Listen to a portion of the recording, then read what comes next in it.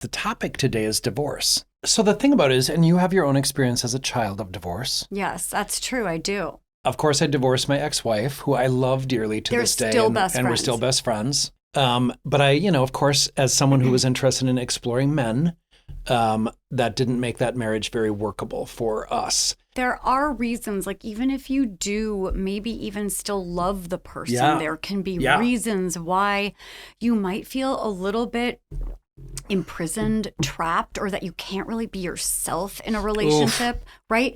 Or like that's a person, the worst. The worst. There's some I don't knows. Is how complicated couples are when they come into us all the time. Yeah. There is no obvious rat most of the time. It's just like misunderstandings and miscommunications and it's resentments always about communication. It is. Always. This podcast represents the opinions of our hosts and guests. The content here should not be taken as medical advice and is for informational purposes only. This podcast also does not establish a standard of care, doctor-patient, or client relationship. No guarantee is given regarding the accuracy of any statements or opinions made on the podcast or website. And because each person is so unique, all listeners are encouraged to connect with counseling and medical professionals for assistance with their personal journey. All people, places, and scenarios mentioned in the podcast have been changed to protect the privacy of those involved. Welcome to We're Not Fine. I'm Dr. Talia Jackson. And I'm Doug Jensen. We thank you for listening every week to our deep and thought-provoking conversations about relationships. Hello, darkness, my old friend. Wow, that's a dark way of starting the We're Not Fine episode today. Welcome to another episode of We're Not Fine. I really think you should keep your day job. That's what I really... This is my day job. That's what I'm thinking you should do. Although I did do karaoke recently. I really want to go with you. Come on, let's do it. I really want to go. Let's do it. I want to sing. Well, then you should. It's very fun. I don't sing well, but boy, do I sing. Yeah, I think I showed you some videos of my buddy and I doing karaoke just down the street from us. I only saw your buddy and not you. Okay. Is there a reason for that? No, he took some and then he wanted to use it as blackmail. I see. Which Now I I sang see. all my favorite people. Tracy Chapman, Fast Car, REM. I sang John Denver too. You're stuck in Country Roads. 1987. And that's okay because the 80s were pretty good They really were. music. They really were. I was more like Madonna. So you're going to sing Madonna. Debbie Gibson. Debbie Downer is who I think you're going to sing. Did I already tell you who I was so obsessed with? I would have traveled all the way to Norway. Bjorn Mortensen. Oh, okay. From Aha, Take on Me. Oh. Obsessed. My buddy Darren does a mean version of that and he can do the falsetto. I can't. No way. Oh, yeah. And if he's ever in the vicinity of that song, he will just start singing. Yeah, but it was 80% about his voice and 20% about the cheekbones. Oh, boy. He did a Oh, remake my. that's now acoustic, right? Who? Mort? You're joking. Are You don't know the remake? you joking? Uh-uh. Is he still hot? You really have not heard that version? I forgot I was in love with him from the age of 8 to 15. We digress. How's your weekend so far? Well, it was actually quite lovely. My little Petunia Pants, who is about to turn 14. I love him. He's so soulful and so sweet. Yep. He's getting glasses. I mean, we knew he was on borrowed time because Rob and I both have glasses. And I told you, I believe, that I failed my first 5-hour lessons to put in contact lenses and take them out. Yeah, you and your eyes are sensitive issues. We are. And I don't know if you guys know this, but we put in these whitening, brightening eye drops before we start recording. And we have a ritual because my eyes are so sensitive. I can't put drops in them. And I have to grab onto Doug's midsection. Yeah. And then I put my head up and he drops the drops in my eyes first. And then he does his own drops. And then we look like Bambi. We're so young and fresh. It's an interesting choice. We've never made a bad choice in our lives is what we look like on this podcast. Oof, podcast. My God, Mortensen. Jay.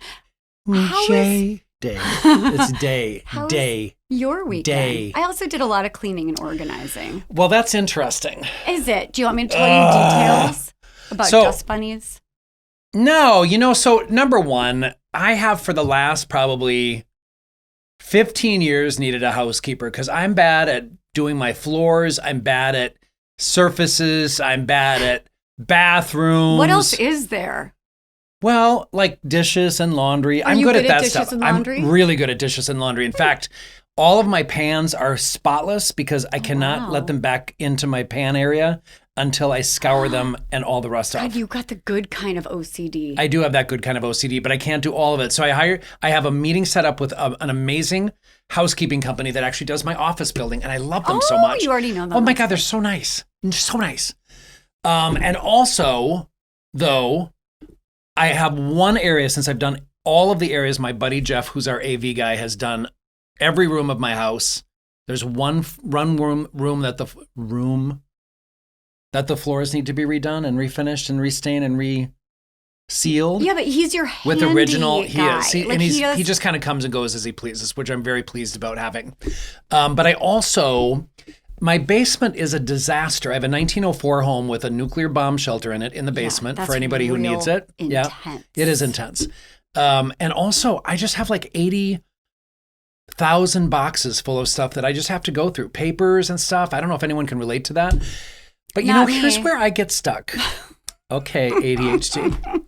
Your office is next door. I can take the camera in there very easily. You can. It looks great because do you know what issue I have? It's like you and I have opposite issues, and Rob and I also have opposite issues. Yeah. I need my countertops and my visual spaces completely spotless, or else I feel chaotic. Oh, but goodness. If you open the drawers, that's where I put things so that I can have a visual landscape of ease and ambiance. So I know where everything is in my house except the basement. But the problem and where I get stuck. I know where your basement is. Yes, you do. It's like you go down the stairs. That's really bright. My God, I have so much liquor down there. Yeah. So the problem, guys, that I have, and it's very similar to what hoarding is about, like an emotional connection to items, right? So I go downstairs, I pick up this box, I randomly decide I want to do at least 3 boxes a day on the weekends and just whip through. So there's 2 issues that get into my space, my head space. First of all, if I see like a little pumpkin or something that one of my kids made and said, "I love you, Daddy," I'm like, I know. Then I sit and stare at it for a long time. It's impossible. How could you It's throw bad. that in the trash? I don't throw it. So I have to put it in a big tub because I can't throw it. Then secondly, my mother, before she died, had given me a box of things and I did not know what was in there. And so I open up the box and I come across first my pep band. I played trumpet. My pep band sweater from Painesville High School. So that's number one. I kind of had to stop and smell it and all that sort of thing. Nostalgia. Stops you. Then I got a coat very similar to this, only kind of the bomber coats, and it said Jerry's Supper Club, Doug, because I worked at a supper club since I was 15. Yeah. Started with dishes, then I became a server. They tried me cooking. We all know that was a disaster given that I don't cook. Wait, do you really not cook? You're always cooking good stuff. I cook certain things. Like I can make a good crab salad. That's true. I do some with things. avocado. You're always like grilling chicken thighs. Yeah, even I've talked to you before 7 a.m. and you're grilling a chicken thigh. I might be doing chicken thighs for the day. Yeah. You're either in a bathtub or grilling chicken thighs. And a hot tub. Don't forget or that. hot tub. So, however, my sweet friend Sasha made me dinner on Friday night with her husband, James, who is the hockey person that I have that takes me to the wild events. Thank you, James. I love you so.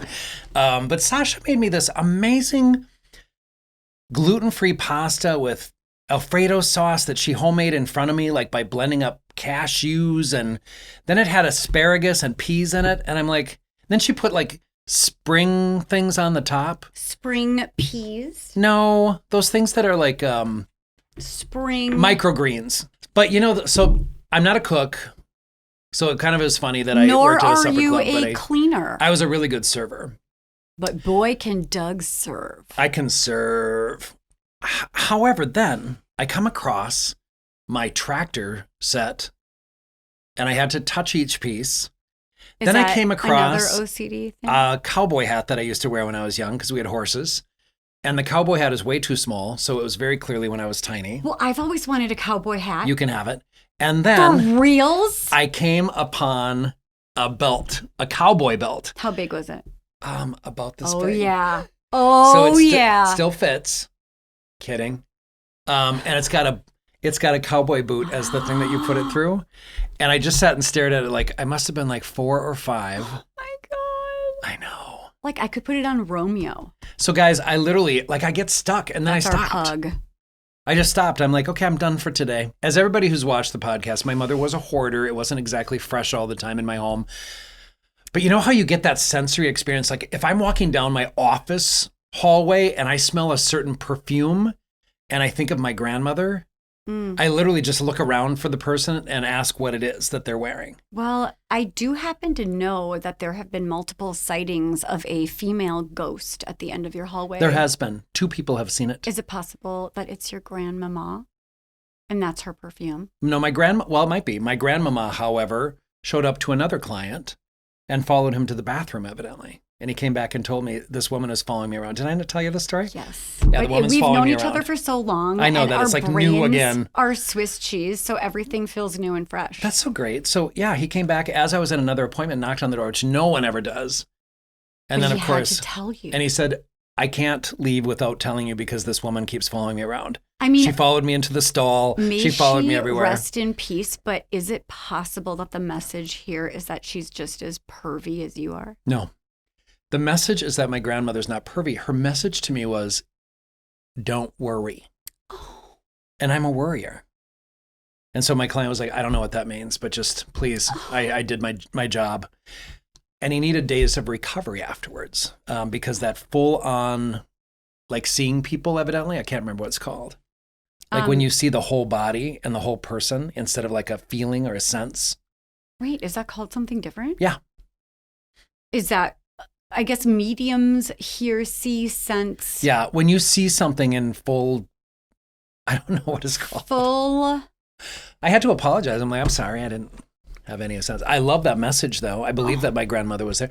My grandmother was really a very instrumental person in accepting me for who I was and showing me unconditional love. That's precious. Yeah. That's why these, by the way, then I found a box of crayons that were half used. I don't know why my mother gave me those, but I looked at those and I'm like, I bet I colored with my grandmother. Oh. And so I'm like looking at these crayons. I'm like, I can't throw these away. But then I think, so sweet. I can throw them away. And you did.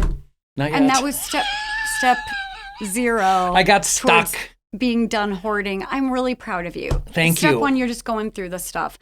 I had an olfactory situation yesterday too. So while you were actually doing the work, Rob and I were doing hip openers. We were trying this like, I don't know what, 15. Is that what you call sex now? It's more of the elderly version of preparing ourselves for walking. So we're doing like, pigeon pose. Oh my God. No, I don't. Okay, so you've got one leg in front of you with your knee bent, and the other leg is all the way back, and it's supposed to be an amazing hip opener. So we were doing that on these pillows, and just chatting about our elder hips, and all of a sudden, because first of all, Rob's dad used to live with us, Papa Barry, and he was like my best friend. I love him so much. But, everyone has a certain smell and you can't really smell yourself, but other people can tell you kind of what you smell like. So I picked up Rob's pillow and I smelled it and I was like, honey, you're starting to smell like your dad. And he was like, what? And then I may have teased him just a little bit. And then I took another really deep sniff and I realized it was a false alarm. Yeah. It actually was a pillowcase that my mom gave me that we were using on our bed. Yeah. And it smelled like my mom.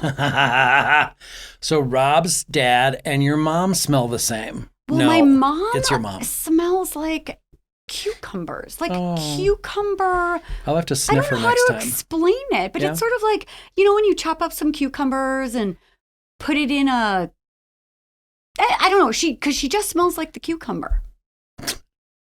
I think that is very fresh. I like it. It Can I is. put her It's a in very water fresh smell. Like and have I some said, cucumber water? Just because you smell like something doesn't mean it's unpleasant, but people have their own distinct smell.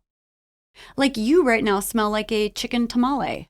Thank you. With salsa and sour cream. Because we had that for lunch. It was so good. I know, it was pretty good. So interestingly enough that you talk about telling Rob that he smells like his dad, because the topic today is divorce. It is, which has nothing to do with my glorious husband. I don't know. When he texted me after that incident about the pillow and he said, she just insulted me, is that a reason for divorce according to your standards, Doug? Can you even believe? Don't believe what you hear. Don't believe what you hear.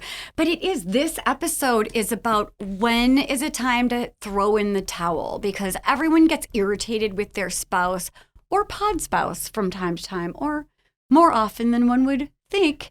But is that time for separation or divorce, or is it just time to maybe think about your own, whatever you're bringing to the situation as well? So we've got a couple of mailbags. So very seriously, divorce is something that affects everybody involved. It affects in-laws, it affects kids in particular, and we take that very seriously. And I'll tell you, when we work with couples, there are periodically times I think, this is time to call it quits. And either that's because there's, and we'll talk about this, but there's abuse, or there's just a really, really like a load of contempt in that relationship. That's right. And there's no way for them to move past it, despite my assignments on resentment management and all that sort of thing. So I really think, very serious topic, right? It is. And when my couples will come in, the first question I usually ask is, how much blood, sweat, and tears are you able to give to make some changes and save your relationship? And I find that if one person is tired, if one person doesn't have a lot left to give, if one person is already with like one foot out the door, it's really hard, if not impossible. I mean, and you'll see all couples have issues, even in the best couples, but there are times when you feel like, you know what, I'm not really sure if we can work past this, if it's salvageable. I'm not sure we even really still like each other or respect each other. But and so the thing about it is, and you have your own experience as a child of divorce. Yes, that's true. I do. You do. Did it just dawn on you that you might be able to relate to this? Yes. Can I also say that, of course, I divorced my ex-wife, who I love dearly to this day. Still and, best and friends. We're still best friends. Thank you, Andrea. Love you so much. And co-parent with her. But I, of course, as someone who was interested in exploring men, that didn't make that marriage very workable for us. But I have also left multiple other relationships, and I've had to really take a look at why that is. And I think I have some attachment stuff from some trauma growing up. But I think the bigger issue is I'm just an ethically non-monogamous person. Yeah. I want that in my friendship. So I would definitely have a primary person.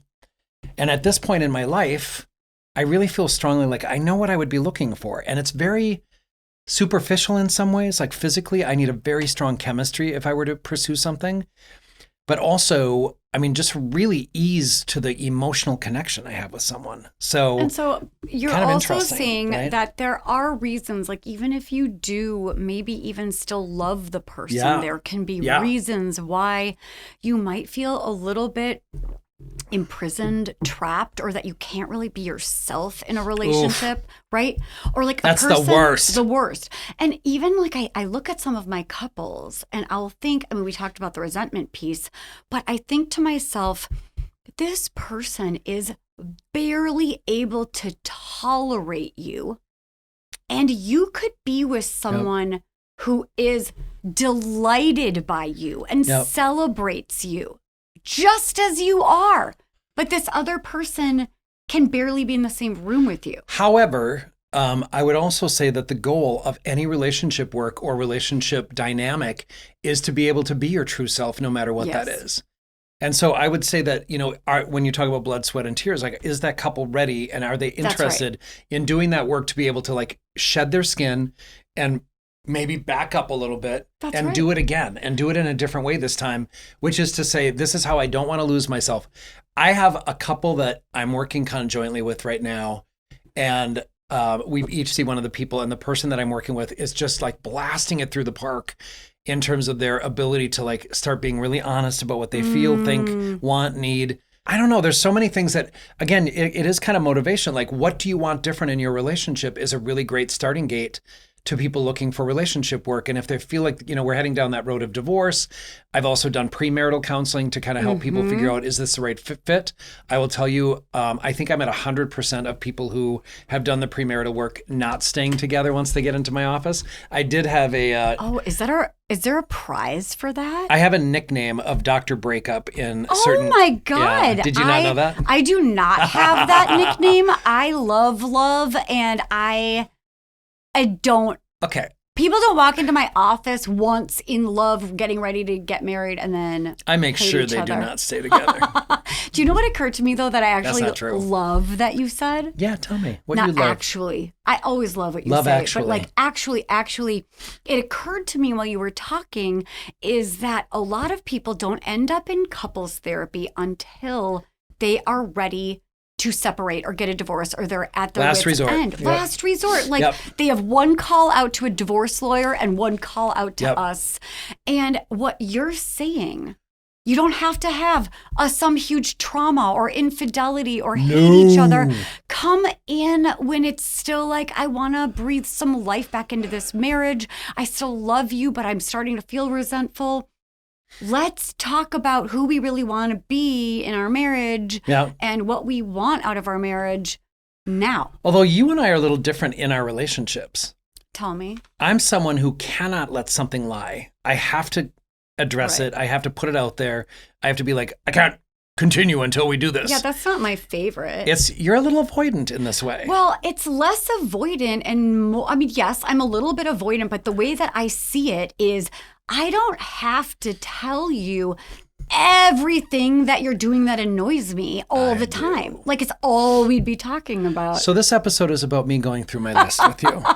Because while we put some, you're like, please, I'm scared now. Like, I just want you to know that I can live a happy life without calling you out on every little annoying thing that you do.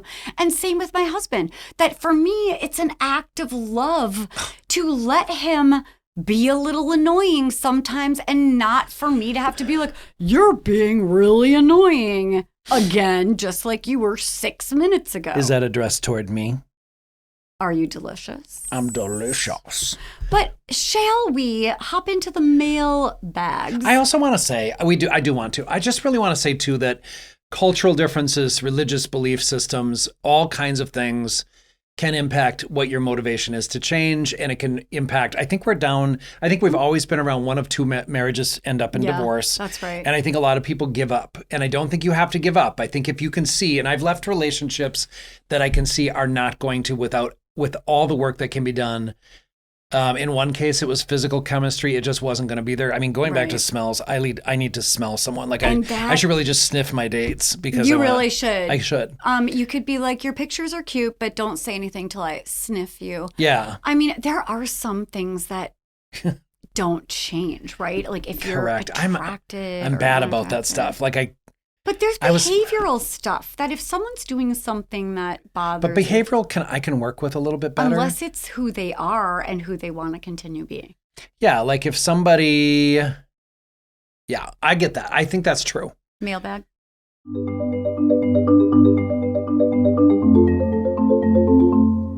My husband is in love with his student, and I have no fucking idea what to do. Do I love how that person writes that? Tell me more. Tell me more. Yeah, tell me more. Can you read that to me and tell me more about this particular one? Long story. The day I wrote this, I met up with my friend Sarah for dinner, and I thanked her for telling me about my husband and the student, and also for being such a good friend. I asked her about my husband. She said there's nothing unusual and that he'd been a bit withdrawn and aloof with everyone lately, but that's about it. Yesterday, I came home unannounced, and he was there alone in his office.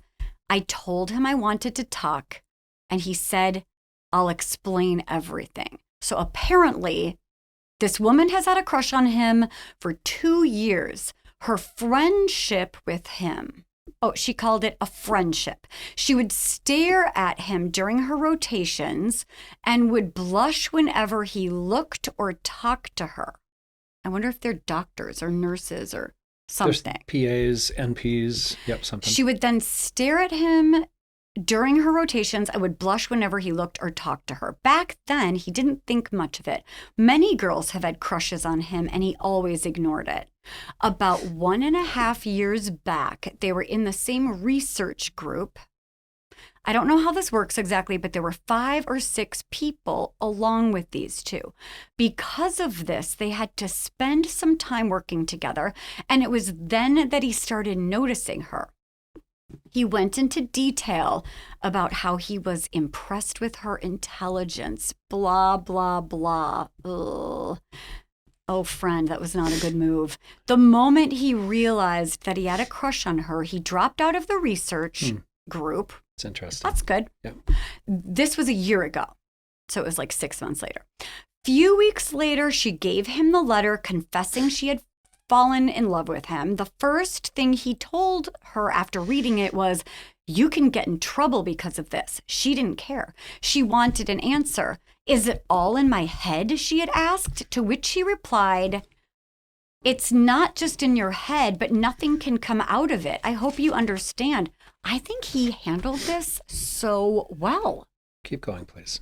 This was the last time they interacted. According to him, the yearning looks Sarah described were more of awkward eye contacts than anything else. He told me that even though he is still attracted to her, he has no intention of pursuing any sort of relationship with her, regardless of whether we end up staying together or not.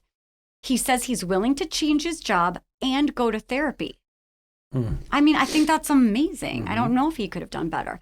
I told him to give me some time to think about it. And then she goes on to say, to sum it up, number 1, this has been going on for 3 years. Number 2, not once did he mention anything to me. That's a good point. Number 2, the student and him spent a considerable amount of time last year working on the research. Number 3, he told her he liked her back.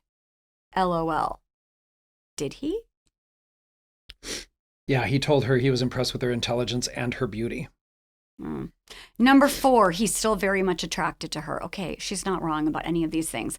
And that is why I've decided to go ahead with the divorce. Okay. All right. I don't think I can trust this man again, and a relationship without trust isn't something I'm interested in. I've told my parents about it. They're not exactly on board, but they're still supportive. I've also contacted my lawyer about the same. It's going to be a long process, I believe. Okay, so I don't even know where to start. I have so many things to say. First of all, I really understand how hurtful this is. I really applaud the two of you for being able to have open, honest discussions about this. I'm not loving that maybe, I can't tell if you came home to kind of surprise or see if he was fooling around or whatnot. Anybody who has to check phones, anybody who doesn't know what their partner's doing or significant other's doing, I just think that's an issue that has to be addressed.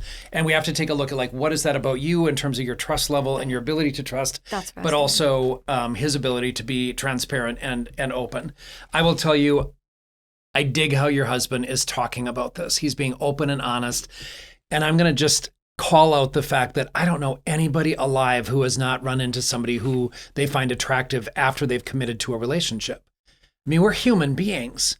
To think that we're not going to find other people attractive, to think that we're not going to find other people intellectually stimulating is just not realistic. Talia, you tell me over and over how beautiful I am and how attractive. I really do. I know, and how intelligent and attractive I am all the time, and I'm delicious. I mean, you are. I just speak truth. It's on my shirt. I just speak the truth. The thing that I'm struck by, though, is I don't understand the process yet. Like divorce feels really extreme to me. Because if he's saying, absolutely, I find this person attractive, I would ask you, have you ever found anyone attractive outside of your husband? And did you tell your husband about it right away? Right. And because I don't know that he had any reason to tell you about this because it was a non-issue. There was nothing going on. I could go on and on about anybody. If somebody in a relationship says, absolutely, I did tell this person that I work with, of course they're beautiful, and of course I like their intellect, that's not having an affair. That's right. That's being honest. It's being open. It's actually decreasing the likelihood that something happens in many ways and your husband's being really forthcoming about nothing will happen. My question to him, if he were my spouse, I would say to him, all right, so what prevents you? And he said, all kinds of things. I don't want to fuck up our marriage. I don't want to fuck up our relationship. Mm-hmm. I don't want to bring a disease home to our family.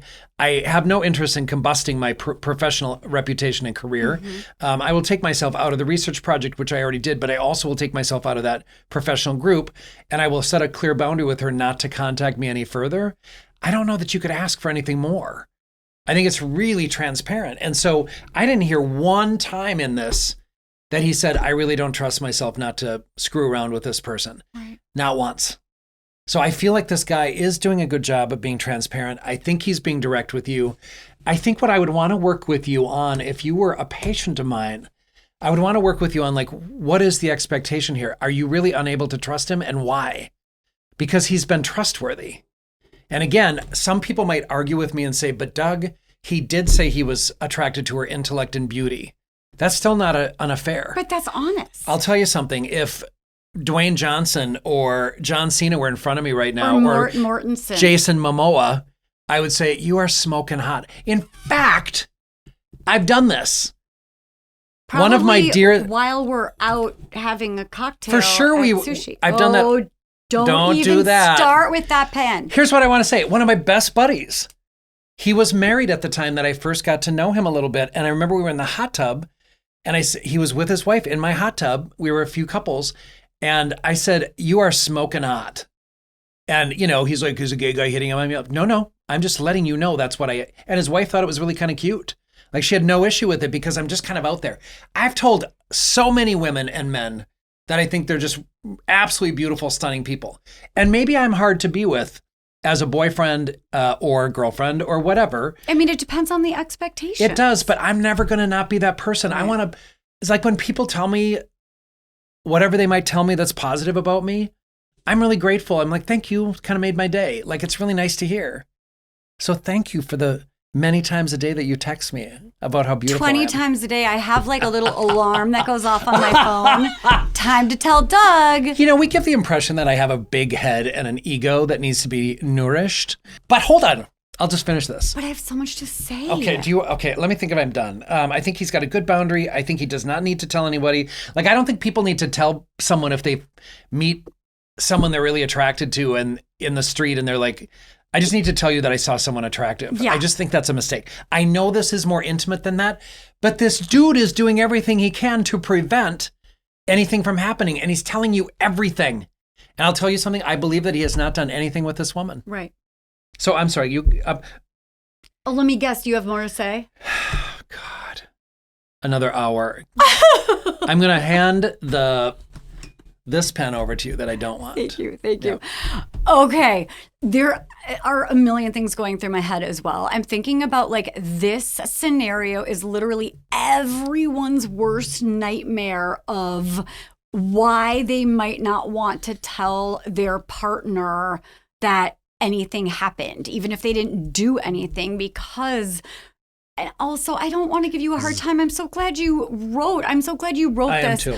I do worry that this is severe and an overreaction. And it reminds me a little bit of, do you remember Shannon Bryant, who came on to talk about insecurity and jealousy? Yep. It's reminding me about maybe we need to look at your own trust issues here. Because if we were like a panel of 100 neutral judges, that would say...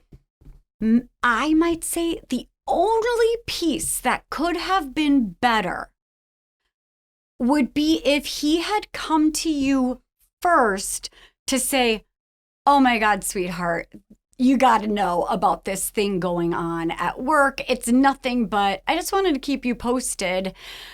I'm just thinking about like there are opportunities to either start living this secret, shameful little side story, or I hope that you already have a relationship with your partner and your spouse that you can talk about this because you love each other with an open hand.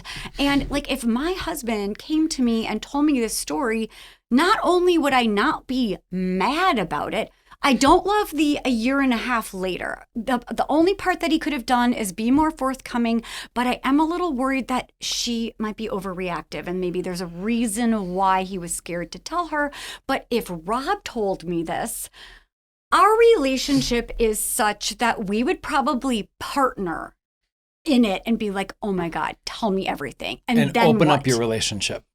No, that's you. Oh, that's right. That's me. Although these are all invitations to have really deep, interesting conversations. Like, did you think she was cute? How did you feel? Was it weird? Did it make you feel different? Was it scary to tell me? Like, what else? This is the kind of way that we talk with our best friends. Don't you want to be married to someone that you can talk that way to? You know what's so cool about what you just said? What? Like, you became curious.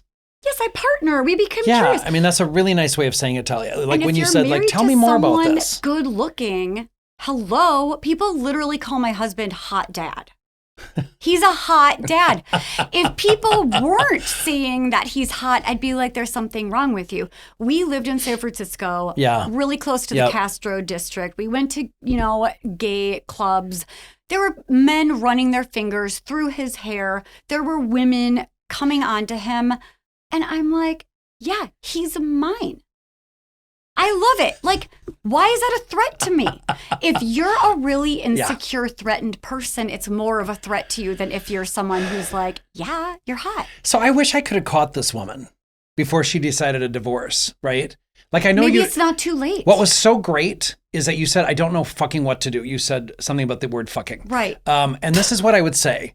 I find myself very clear. I'd love to talk with you about this. Like, what is your experience of someone who finds someone else attractive when it does, again, feel like your husband's doing everything he can to say, oh, I'm not doing anything. Absolutely, I find her beautiful and intellectually stimulating, but no, I have zero interest in pursuing that. And I'm going to take myself out of every circumstance that will put me at risk of doing that. Like, he did exactly what I would recommend someone do who would come to me. I know. He would go to therapy. Like this, I forgot that part. If a couple came into me and they said, his crime is, he was in this research group with this beautiful woman and there was attraction there. She came on to him and he said, yes, I think that you're beautiful, but this can never happen.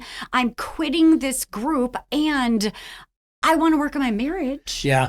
The other piece, Talia, that I would say about this is, like, if he's in my office, I might want individual appointments with both of them to, number one, understand, like, what is your trust issue on her end, but also with him, I would probably grill him a little bit. Like, tell me about this experience. What made you stop? How is it that you decided not to do anything with this person? And that's going to be the basis of me determining, is he a risk in the future or not of betraying this relationship commitment? I don't think he is. I got to be honest. You gave us a ton of information about why it is that he's trustworthy. I would want to know why he didn't feel like he could bring this up. But I don't know that I would. Like, if I was working with someone, which I am right at this table. That you're desperately attracted to, physically and emotionally. Go on. Right? And so do I have to I don't know, Ghostbusters. Like, I would tell my friend Rob, oh, that's your husband. Oh, yeah, that's right. You can't tell Rob. But I would tell him anyway. I can tell Rob. I can tell Rob anything. Are you going to? I love Rob. What? Are you going to? I'm going to disclose that. You should. Yep. I mean, what we want is a real relationship. But this is why he should have told her this is why they're divorcing. He should have said, and especially if he knows her well enough to know. I don't know. If I partner up again with someone, even in a throuple or a ethically non-monogamous relationship, do I have to let that person know every time I find someone attractive? Well, that's a different Never story. Never going to happen. This relationship sounds like one where there are very clear thresholds and boundaries. I don't know that that's true. I don't know that that's clear to him, that I should never find any woman attractive and tell you. I mean, I think that that's would be terrible. a shitty thing. And maybe I they agree it's should terrible. have not. Maybe they weren't a good match. Anyway, Well- I have a question. Yeah. What do you think? Are you okay? Yeah. Are you? You want me to be a third in your relationship? Let me think about it. No, thank you so much for the offer. This is what I find really challenging with people who are not forthcoming. And Doug and I can't decide. We can't agree on whether or not he should have said something. But I will tell you, this is what happens a lot. If they're a little slippery and they get caught or busted, Oh, yeah, for sure. that is such a deal breaker, and the spouse or the girlfriend or the boyfriend is absolutely horrified, and then they fight about it. And usually the person who is not forthcoming walks away from that experience thinking, they yell at me because of this behavior. They can't handle this behavior, when in fact, a lot of the time, they are furious because this person withheld something that wasn't even necessarily a crime. It's the withholding. Yep, And I agree. a year and a half of what this woman is considering withholding. So we don't actually know. Does she not trust him because of what he did, or does she not trust him because she had to find out and confront him?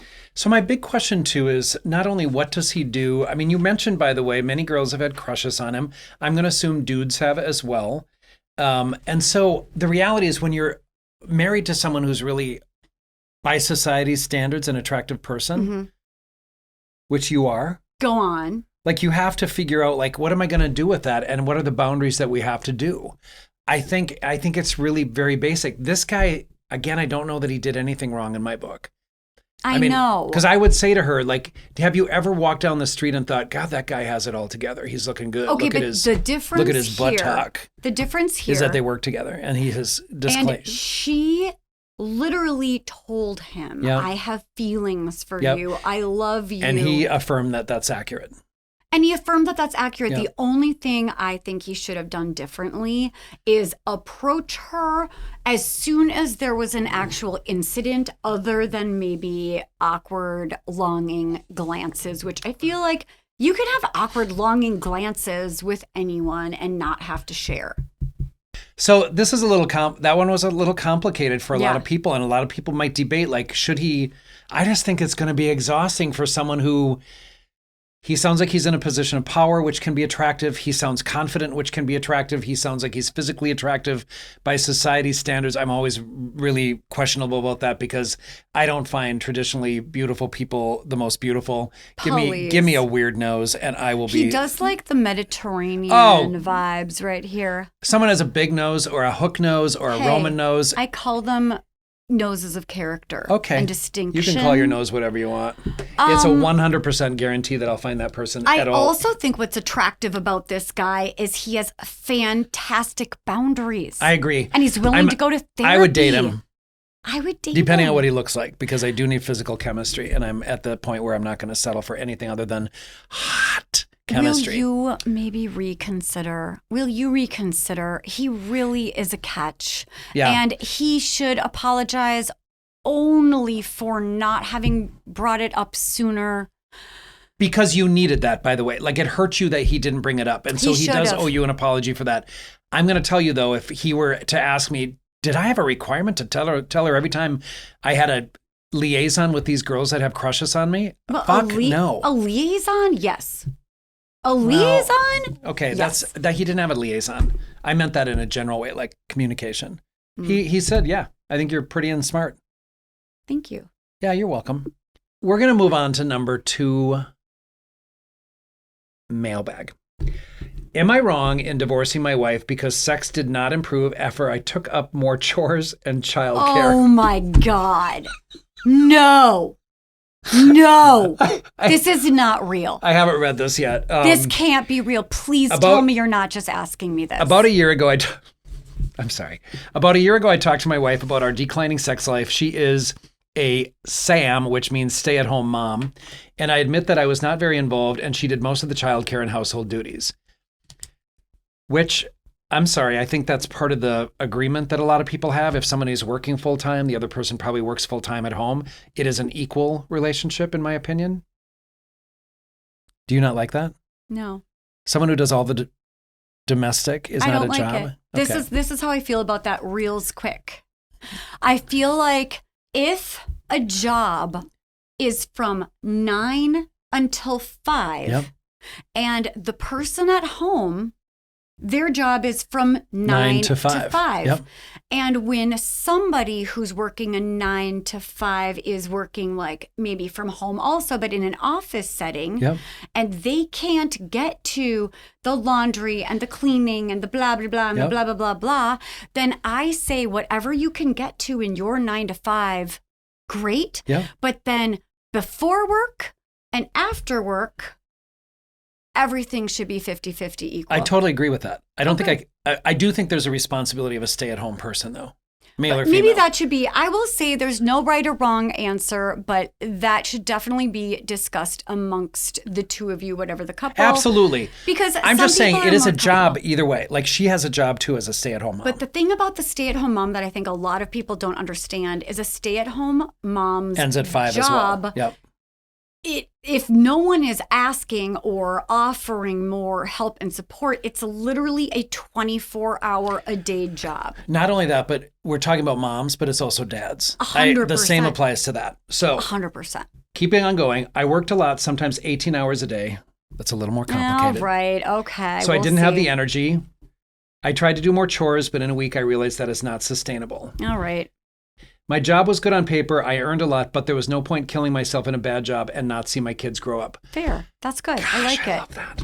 I found another job, a nice 9 to 5 with less pressure, but very steep pay cut. I was earning 50% less, so we downsized our house and created a tighter budget, which really might be worth it, so that you two can share Yeah. the after 5 experience. I do appreciate equally. that. I am now, you're kind of taking back your comment. Okay. I am now taking up a maybe. substantial chunk of childcare, and I've streamlined chores planning, so there's a lot of free time left. But sex didn't improve. I don't know what the correlation is between those two necessarily. Well, there are, a lot of people in my practice, couples, if they have this rub, it will be like maybe, I hate that it's generalized, but maybe the wife will say, I am exhausted. I'm touched out. I have been working all day, doing all this stuff. Maybe if you came home and helped me with the childcare and all of the dishes, whatever, I'd be able to have enough time and space to maybe enjoy coitus. think about be feeling sexy or think about pleasure. But a lot of stay-at-home people will much more be just like, okay, check the things off the list. There's a never-ending list. And the person who maybe sees sex as like, it's 10 to 15 minutes of pleasure and it's connecting and it's free. And why is it so hard for someone to just have a little fun? Let me finish this. Sex did not improve. This makes me believe that they might have had an agreement like, if you help me out more, I'll probably feel more sexual and available. Or it was There were just a lot a of- weird expectation. There were a lot of empty promises, so I finally pushed for an answer. I asked her why she's not putting in more effort. She said she resents me for taking a lower paying job. Oh, come on. I didn't know whose side I was She on. can't afford getting her nails done at her favorite shop. She has to live in a smaller house, etc. Honestly, I don't regret taking a lower paying job. I'm in a better mental and physical health circumstance, so I won't go back to my old career. I realized that she was just bullshitting me. She never tried to improve the situation. She just made excuses, so she won't fuck me before because I worked a lot and I didn't have time, and now she won't fuck me because I have more time, but I'm not working a lot to make more money. He's right. I have decided on divorce. I don't think marriage is self-will. Oh my God. Full circle. That was a plot twist. Okay, so in our profession, we might call something like this a secondary gain. So she hates him, quote unquote, for working these 18-hour days, and that is the reason why they can't ever be intimate. So he does everything in his power to find a shorter houred job so that he can be around for his family, and she hates him even more. Oh, Because she can't get her nails done. because she loved that he was gone 18 hours a day. I don't know that that's true. Here's what I would do, Talia. I mean, if this couple was in our office, what I would probably say is, okay, help me understand. It sounds like you didn't like the circumstance before because you were taking on the burdens of the household and you were tired, and now that he's working less and you have to go into a smaller home and you can't have some of the luxuries, that payoff wasn't something, by the way, negotiated. That's what my question is. The missing piece in this for me is like, did you two stop before you quit your big paying job, 18 hours a day? Did you say, I'm emotionally and physically exhausted? So I think there's a part of this that, was this negotiated to a point that, you can have this conversation ahead of time and say, because of my mental and physical health, because I'd like to help you out more, because I'd like to have closer time with my kids, and I'd like to have more intimate time with my wife, are we in agreement that I take this lower paying job and these are the ramifications of that? Right. If that was the conversation and it was compromised and it was negotiated and she said, oh my God. Yes. So I do have a client system where, she would love him to be home more. I don't know what that would mean though, but like, does she need him to work more, et cetera? So we're negotiating that in that couple's work. But there's a part of this that, if that was negotiated well and she reneged. I mean, this couple, okay, also this is another scenario where I'm like, what? You're already deciding to get a divorce? Like, this feels so premature. Yes, I agree that you guys have big issues, but I'm not sure they're the issues you think they are. I feel like you aren't communicating well with each other about expectations. If I were your therapist, and if you guys were in, or maybe it was just you, or if both of you were in, I would really want to understand what's going on for your wife. What is keeping her from being able to feel attracted, sexual, sensual? If it's not about you, she might be really stressed and overwhelmed. Right. It might have nothing to do with you. It might just have to do with the fact that she is in a never-ending cycle of to-dos and is no and dissatisfaction maybe. That's right. And no longer able to really value being footloose and fancy-free and pleasure and connection and intimacy, which is sad. This happens to a lot of couples. That's why you go to couples therapy. We want you to be able to find each other again and find the playfulness and the sexiness and the love, even if there are dishes and household chores and parenting. You can have both. We promise you. Yeah. The thing that is missing, I just want to also say, folks, that it is okay to do self-care. So getting your nails done, if that's a form of self-care, get a hand massage while you're doing it or a foot massage while you're getting your pedicure, there's nothing wrong with that. But this is part of the negotiation. Like, I really wish, and maybe she did not have the insight at that point to say, I really wish you were still working that job. I liked my life before and I now realize it. It's okay to bring that back up. That's right. However, I'm also hearing this guy very clear. It was bad for my emotional and physical health. I do not want to go back to that life. And I appreciate you taking care of yourself. We all have to consider that balance between work and play. Some people work to play, some people play to work. And we're lucky to be in a profession that we love what we do. Yeah. And we also, get to benefit from that and enjoy some play as well.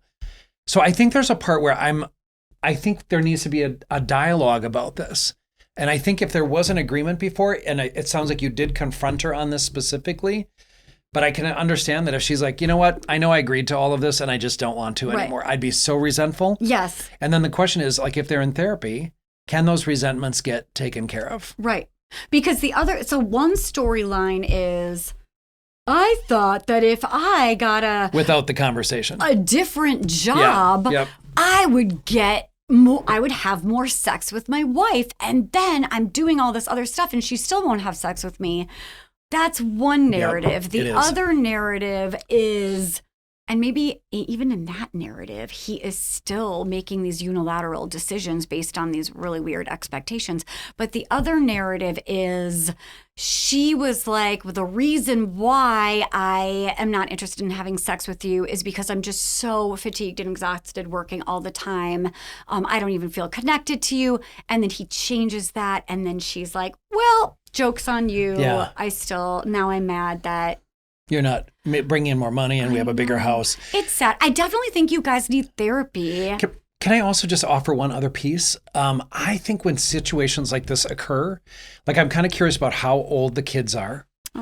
Because if the kids are old enough and they're in school, it might be a possibility to earn more money if she were to also work outside of the house. Which might solve a lot of problems. It might solve a ton of problems. Like, I think that's one thing that people don't necessarily consider. Take a part-time job, work from home, find a remote job somewhere. And I realize that's sometimes easier said than done, but it really might be worth her while. Yeah. Like if she wants the manicures, maybe work. And maybe, I mean, if a lot of depending this on is how old your kids dissatisfaction, resentment, it's really important to just come to each other and be like, partner, I'm not happy. Even partner if I up. said, I thought this would be a good idea, I really don't know if it is. Yeah, partner That's perfect. Right. Like if you get to change your mind. Like I thought this would work. It doesn't. I don't feel more attracted to you. I'm now resentful that we don't, because the word resentful was the one used. I'm resentful that we don't have the life we had before. So it is absolutely fair to bring that back up and say, but you have to do it respectfully. And none of this however, is divorce worthy. Well, it is if she agreed to it. Like if she said, I'm so grateful please quit your job. I need more help. I will be more available to the kids and I'll be more available to you. And this is a win-win. And then said, no, changed my mind. The way that he's presenting it is she didn't bring it up and say, you know what? I'm regretting this. Let's figure out a different plan. That. I know. We don't really know. But honestly, there's some I don't knows. Is how complicated couples are when they come into us all the time. Yeah. There is no obvious rat most of the time. It's just like misunderstandings and miscommunications and it's always about communication. It is. Always.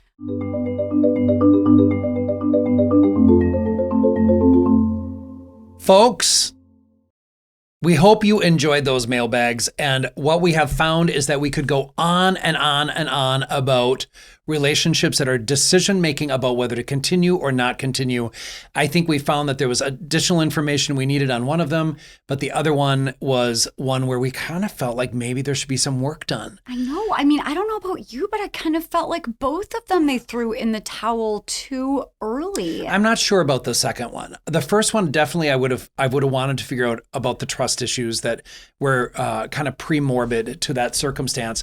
The second one, though, I got the feeling that they did communicate, and then there was a betrayal of that contract.